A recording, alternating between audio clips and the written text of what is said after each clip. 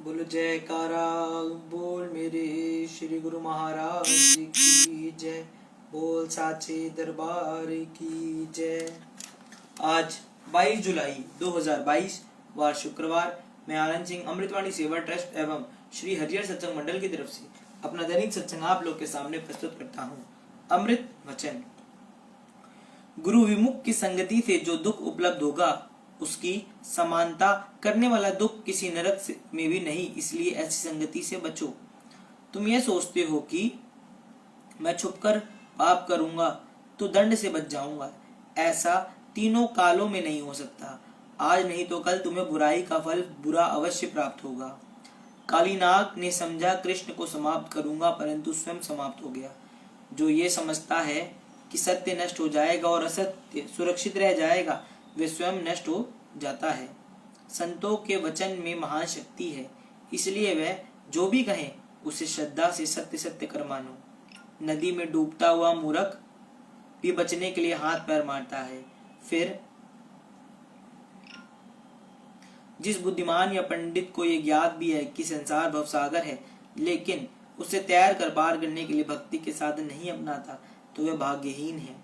वही मकान, कपड़ा, अनाज और सवारी सफल हैं जो गुरुमुखों, संतों तथा सदगुरु के उपयोग में आए। मनमुखों के बंगलों से गुरुमुखों की झोपड़ी धन्य है। सेवक है आत्मा और सदगुरु है परमात्मा। फिर जो सेवक देह अभिमान करता है, वह सुख रूप सदगुरु को पीठ दे दुख की तरफ मुंह करता है। लोगों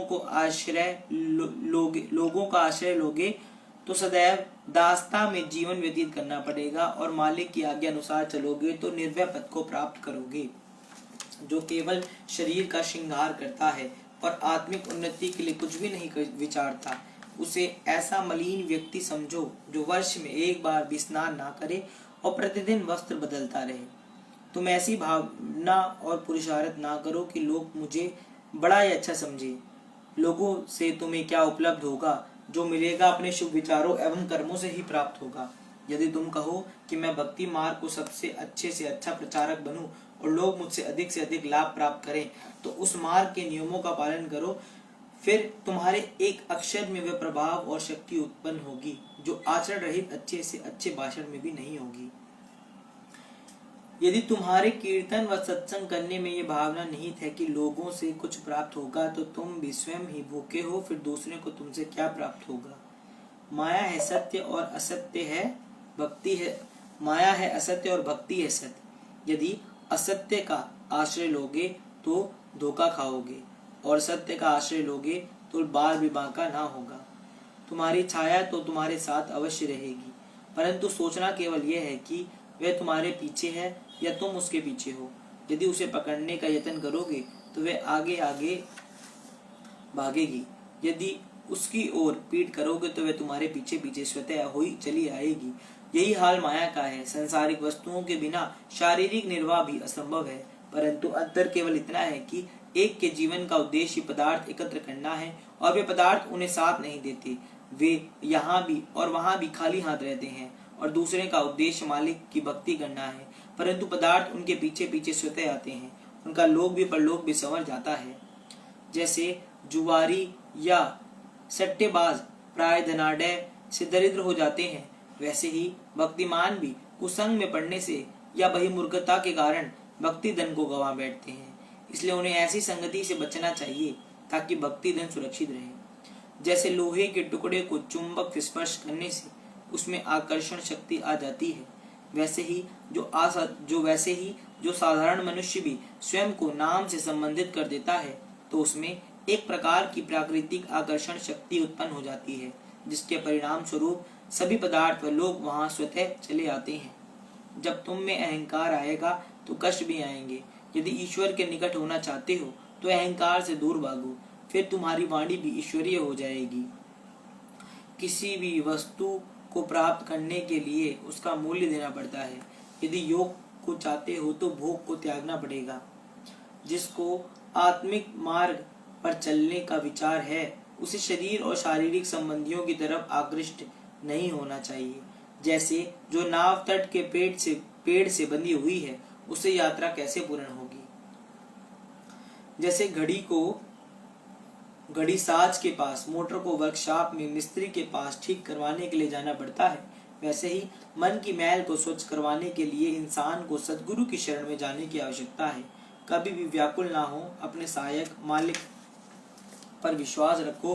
परिस्थितियों में परिवर्तन करना उनके लिए कोई कठिन नहीं। सद्गुरु जैसे परोपकारी तीनों लोकों में अन्य कोई भी नहीं है। वे जीव को भिखारी से राजा बना देते हैं, अर्थात उसकी सूरती को शब्द से जोड़कर सभी इच्छाएं मिटा देते हैं। उससे सेवक की ऐसी तृप्ति हो जाती है कि उसे कोई तृष्णा रहती ही नहीं। तुम्हारा अंतःकरण जब निर्मल हो जाएगा तो तुम्हें यह ज्ञात हो जाएगा कि सब कार्य करने वाले मालिक ही हैं। अहंकारी व्यक्ति कहता है कि ये मैंने किया, वे मैंने किया। ऐसे कहकर वे अपनी कमाई को नष्ट कर देता है। सतगुरु अपने जीवन का एक एक पल व्यस्त रहकर हमें ये शिक्षा देते हैं कि तुम भी सदैव व्यस्त रहो तो भिखारी का विशैला सर पर डंक नहीं मार पाएगा। महापुरुषों ने अपने जीवन में सर्दी गर्मी सहन कर वनों में रह कष्टों को झेल कर हमें सिखाया है कि आराम तलबी को या नजाकत रूपी भूत से स्वयं को बचाओ। महापुरुषों का आदेश है कि जो सद्गुरु की आज्ञा पर नियम अनुसार चलते हैं वे ही सच्चे सेवक हैं, और जो केवल पूजा करते हैं लेकिन आज्ञा पर नहीं चलते वे सच्चे सेवक नहीं हैं। यदि तुम अपने सद्गुरु को महान प्रकट करने के लिए दूसरों से वाद विवाद करते हो तो इसका अर्थ यह है कि तुमने अभी तक अपने सद्गुरु से कोई लाभ ग्रहण नहीं किया। सद्गुरु जिनसे तुम्हें सच्चे धन की उपलब्धि हो सकती है, उनसे यदि झूठा धन प्राप्त करने का प्रयत्न करते हो तो स्वयं को हानि की तरफ ले जाते हो। क्षणभंगुर सुखों के लिए शाश्वत सुखों को ठुकराना मूर्खता है। संसारिक चमक दमक बादल की बिजली के समान है, यदि उसे पाने का प्रयास करोगे तो खाली हाथ पश्चाताप करते रहोगे। तुम सद्गुरु के चरणों में श्रद्धा से विनय करो कि मुझ बुद्धिहीन को विवेक शक्ति प्रदान करें, जिससे मैं सत्य असत्य की परख कर सकूं। तुम मृत्यु की ओर शीघ्र चल रहे हो और जीवन की ओर धीरे धीरे। अपने विचारों में परिवर्तन करो। संसारिक वस्तुओं से तृप्ति कदापि ना होगी। कभी मिट्टी के तेल से भी आग बुझ सकती है। जिन मित्रों की मैत्री के कारण तुम सद्गुरु के वचनों की परवाह नहीं करते, वे मित्र अंत में तुम्हें धोखा देंगे। कार्य करके पश्चाताप करने की अपेक्षा पहले ही भाली भांति विचार करके कार्य आरंभ करो। बोलो जयकारा बोल मेरे श्री गुरु महाराज की जय। बोल साचे दरबार की जय। सत्संग, दूध, दही और मक्खन। एक सद्गुरु ने अपने शिष्य को जनक के पास भेजा। ज्ञान की अंतिम उपलब्धि के लिए जनक को देखकर सन्यासी बहुत हैरान हुआ। दरबार भरा था, नर्तकियां नाचती थी, शराब के दौरे चल रहे थे। इस भ्रष्ट भोगी से ज्ञान की अंतिम शिक्षा क्या मिलेगी, ऐसा भाव स्वभावत सन्यासी के मन में उठा। लेकिन जनक ने उसके भाव को जैसे तत्क्षण पढ़ लिया और कहा कि जल्दी ना करो, जल्दी निर्णय ना लो। उसने कुछ कहा ना था, कुछ बोला ना था, यह तो सिर्फ भाव की बात थी। लेकिन जनक ने कहा जल्दी ना करो, जल्दी निर्णय ना लो, आ गए हो तो रात विश्राम करो, सुबह सत्संग होगा। थका मांदा था, सोचा रात रुक जाना ठीक है। सत्संग तो क्या खाक होगा, देख लिया जो देखना था। यहाँ भ्रष्ट होना हो तो रुकना ठीक है। लेकिन फिर जनक ने कहा जल्दी ना करो, सुबह तक तो ठहर जाओ, इतना तो धैर्य रखो। रात भोजन कराया। जनक ने पंखा जला सन्यासी के ऊपर। वे प्यारे दिन थे जब सम्राट भी सन्यासी पर पंखे जलते थे।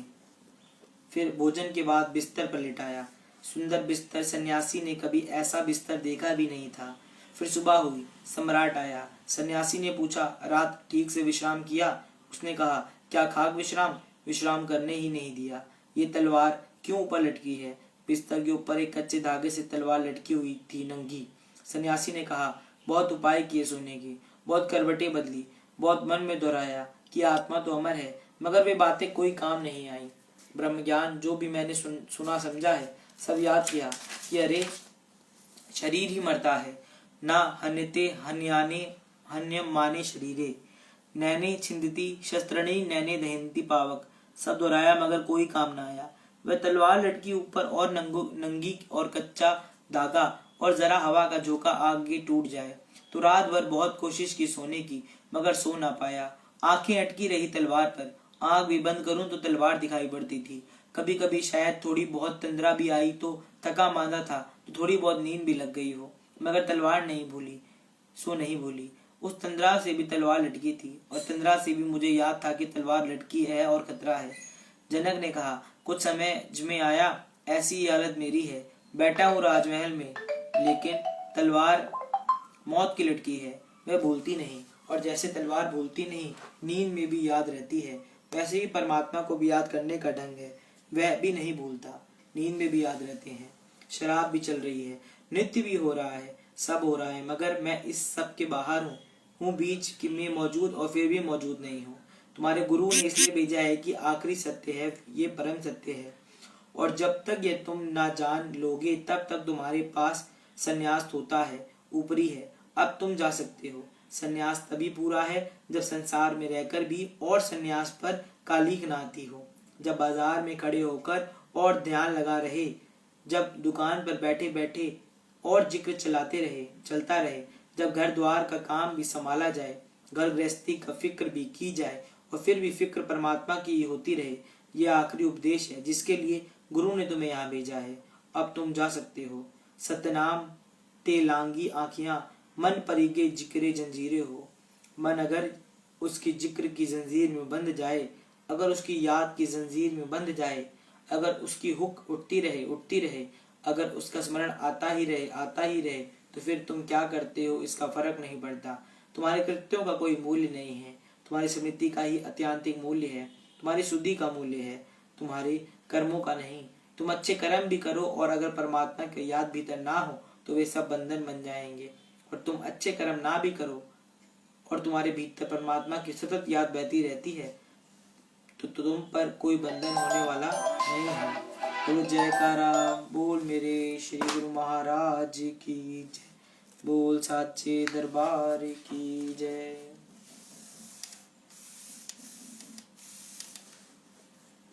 सत्संग।